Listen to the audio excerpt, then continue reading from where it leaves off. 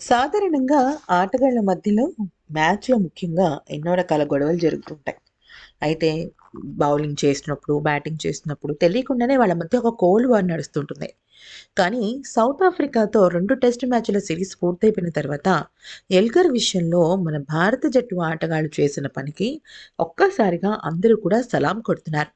అయితే ఎల్గర్ రెండవ ఇన్నింగ్స్ అంటే సౌత్ ఆఫ్రికా రెండో ఇన్నింగ్స్ రెండో టెస్ట్ మ్యాచ్‌లో గనక చూసుకున్నట్టయితే పెద్దగా పరుగులేమీ రాబట్టలేకపోయాడు. ముఖ్యంగా చెప్పాలి అంటే ఎల్గర్ ఎల్గర్‌కి ఈ టెస్ట్ సిరీస్ అనేది ఆఖరి టెస్ట్ సిరీస్. ఈ టెస్ట్ సిరీస్‌కి ముందే తను రిటైర్మెంట్ ప్రకటించేశాడు. ఇక ఇదొక రకంగా చెప్పాలి అంటే ఈ సుదీర్ఘమైన ఫార్మాట్‌కు డిన్ ఎల్గర్ గుడ్ బై చెప్పేసినట్టే. ఇది లాస్ట్ మ్యాచ్ అన్నమాట. సో, ఎప్పుడైతే డిన్ ఎల్గర్ ఔట్ అయిపోయాడో మన భారత జట్టు చేతుల్లో, వెంటనే అక్కడున్న కోహ్లీ సెలబ్రేషన్స్ ఏమీ చేసుకోవద్దు.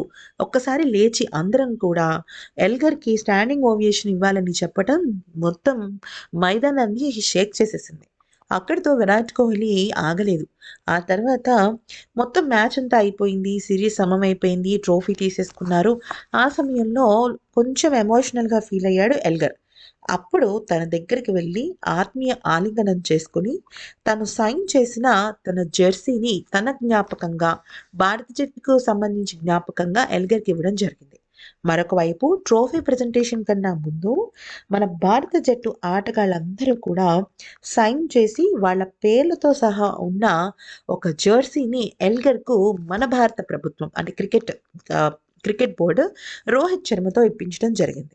ఇదంతా పక్కన పెట్టేస్తే కేశవ్ మహారాజ్‌కి కూడా విరాట్ కోహ్లీ చక్కగా తన జెర్సీని ఆల్ ది బెస్ట్ అని చెప్పేసి తను సైన్ చేసిన జెర్సీని ఇచ్చాడనమాట విరాట్ కోహ్లీ.